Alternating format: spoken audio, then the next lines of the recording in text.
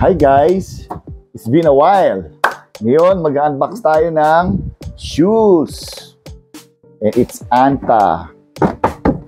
Okay.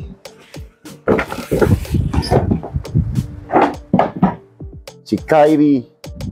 Kai 1 Away Series. Tama ba? Away Series? Yes, Away Series. Okay. Ayan siya.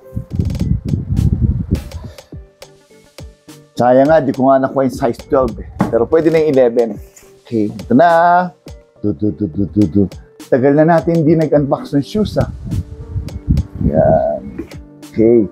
Sa box pa lang, graffiti na. Graphics na. Ganda oh. Ito yung meaning. Ito yata yung meaning nung nung box niya eh. Sabi, ito yata yung meaning no. Wala, sulat dyan.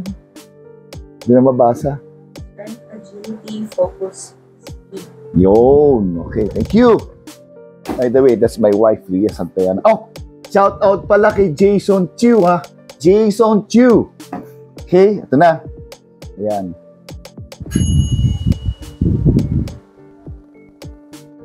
Okay. Da-da-da. Ayan na siya. Wow. Grabe. Ganda.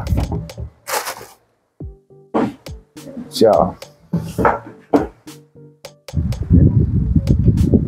Tingnan mo yung, ano ba tawag ito? Borda? Yung borda, no? Ganda ng pagka-borda.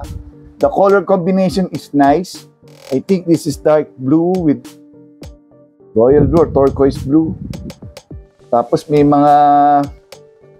yung logo ng Anta, tapos yung logo ni Kyrie. Ito na-distinguish ito eh. Suot pala dito, Kyrie Irving.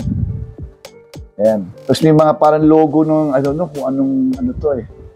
Ano tawag din sa mga Indian, yung mga I don't know kung ano siya, kung Indian, Muslim, I don't know ah. Ngayon, maganda dito sa shoes, parang ito yung di nawala yung sa Nike o yung ganun sa Nike. Yan o.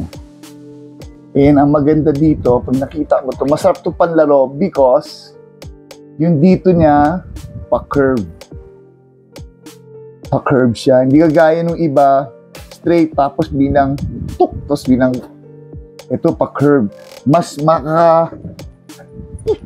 kakadon. Walang kanto. Walang kanto, yes, walang kanto. And this is a good shoe. Saka magaang, malambot yung sole niya. Malambot siya. Okay, hindi ko pa alam kung kailan ko gagamitin to eh. Pero it's a nice shoes. Look. Kasama pang keychain. Hindi ko muna pang basketball to, panlalabas ko muna. Babaragin ko muna yung GH3 ko. Na Anta. Okay? That's it. Bye! See you next time! Bye!